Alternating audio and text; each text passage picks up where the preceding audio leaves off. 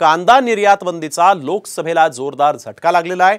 त्यामुळे कंबर मोडायची वेळ आली आहे। चूक झाली माफ करा असं म्हणत अजित पवारांनी नाशिकमधून कांदा उत्पादक शेतकऱ्यांची माफी मागितली।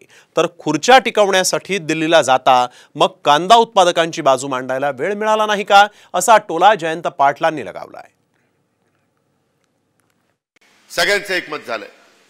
मित्रांनो, आता आपल्याला जो काही झटका लोकसभेला दिलाय ती लयच लागलाय।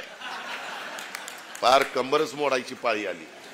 परंतु आता माफ करा, चूक झाली मान्य करतो।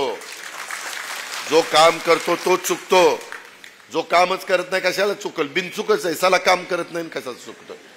मुख्यमंत्री आणि 2 उपमुख्यमंत्री असताना आज कांद्यासाठी दिल्लीच्या विरोधी बोलायच्या ऐवजी नाशिकात जाऊन माफी मागायची वेळ आली।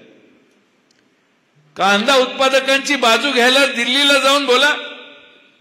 तुम्ही खुर्च्या तुमच्या टिकवण्यासाठी 10 वेळा रात्रभरात दिल्लीला प्रवास करता, पण तुम्हाला कांदा उत्पादकांच्यासाठी तोंड उघडण्यासाठी लोकसभेत आणि मंत्रिमंडळ आणि पंतप्रधानांच्या समोर वेळ मिळाला नाही।